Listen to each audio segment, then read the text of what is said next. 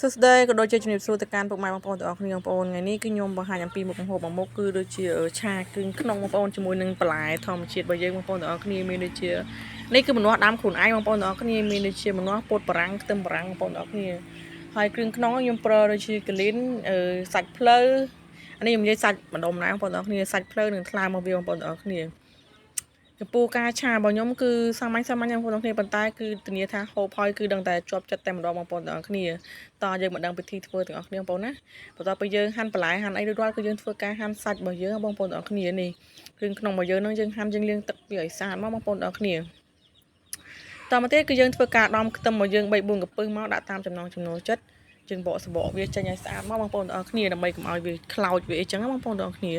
យើងដំហើយយើងក៏ច្រាំខ្ទឹមនឹងឲ្យម៉ត់បងប្អូនតទៅយើងចាំខ្ទឹមវាម៉ត់ហើយយើងទុកវាមកកន្លែងសិនបងប្អូនទាំងអស់គ្នាយើងទៅធ្វើការលាងឆ្នាំងលាងខ្ទះរបស់យើងឲ្យស្អាតណាបងប្អូនយើងលាងឆ្នាំងលាងស្អាតឲ្យស្អាតហើយយើងយកមកដាក់ទៅលើចក្រានរបស់យើងហ្នឹងបងប្អូនទាំងអស់គ្នាបើកភ្លើងតិចល្មមបងប្អូនទាំងអស់គ្នាបន្ទាប់ពីយើងដាក់ខ្ទះរៀងក្តៅយើងដាក់ប្រេងឆាមកច្រចចូលមកដាក់ខ្ទឹមដែលយើងបានកច្រាំមិញហ្នឹងបលីងវាឲ្យឈ្ងុយបងប្អូនទាំងអស់គ្នាបន្ទាប់មកយើងប្រើជាមួយនឹងស្ករត្នោតខ្មែរយើងបងប្អូនទាំងអស់គ្នាស្ករនេះគឺស្ករដើមបងប្អូនទាំងអស់គ្នាខ្ញុំទិញគេដែរទេបងប្អូនទាំងអស់គ្នាគឺគេធ្វើលក់អញ្ចឹងណាបងប្អូនយើងដាក់វាបលីងវាឲ្យឈ្ងុយបងប្អូនទាំងអស់គ្នាបន្តមកទៀតយើងដាក់ទឹកត្រីចូលមកកដប់សិនណាបងប្អូនទាំងអស់គ្នាចាក់មកច្រត់ចូលទៅយើងដាក់សាច់របស់យើងមកហូបរបស់យើងចូលទៅបងប្អូនទាំងអស់គ្នាសាច់របស់យើងហ្នឹងចូលទៅយើងដាក់ថែមដូចជារ៉ូឌីទឹកប៉េងខ្យងដូចជាម្រេចដូចអីហ្នឹងបងប្អូនយើងដាក់វាធ្វើម៉េចយើងកូរវាឆាវាឲ្យឡើងស្ងួតទឹកបងប្អូនដើម្បីឲ្យវាដាច់ក្លិនឆ្អាបចោលបងប្អូនទាំងអស់គ្នា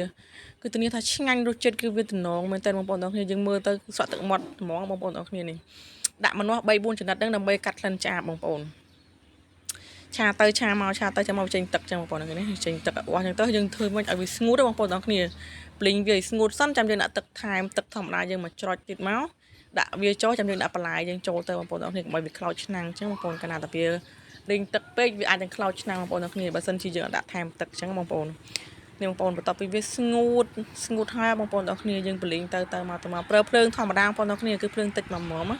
ពេលវាឈ្ងុយហើយយើងថែមដាក់បន្លែដាក់អីយើងចូលទៅយើងភ្លក់ចាប់រសជាតិមើលថាវាម៉មអ្វីដែលយើងចង់បានហើយនៅថាវា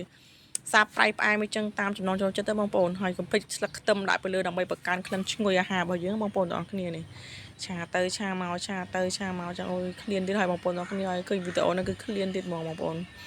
ហើយនេះគឺស្ដាយបដោបងប្អូនទាំងអស់គ្នាគឺនៅក្នុងទូនៅសល់បន្តិចបងប្អូនទាំងអស់គ្នាដាក់ទៅឲ្យវាត្មងទៅមកពេលហ្នឹងឲ្យវាឆ្ងាញ់ត្មងបងប្អូនទាំងអស់គ្នានេះតំណងមែនតើបងប្អូនហើយធានាថាឆ្ងាញ់លិតដៃតែបងប្អូនទាំងអស់គ្នានេះអូយបងប្អូនអាចសាកល្បងធ្វើបានណាវិធីនេះគឺងាយហើយឆ្ងាញ់មែនតើបងប្អូនទាំងគ្នានេះយើងដាក់មើលទៅតាបន្លែយើងវាមកសក្មទៅយើងបិទហ្គាសបានហើយបងប្អូនទាំងគ្នាដួសដាក់ចានមកបងប្អូនអាចហូបបានបងប្អូនទាំងគ្នាតោះហូបបាយជាមួយខ្ញុំទាំងអស់គ្នាណាបងប្អូនឃើញវីដេអូនេះហើយកុំភ្លេចជួយ share ម្នាក់មួយផងណាអរគុណច្រើនសម្រាប់ការតាមដានទស្សនាអរគុណច្រើនជម្រាបលាពុកម៉ែបងប្អូនទាំងអស់គ្នា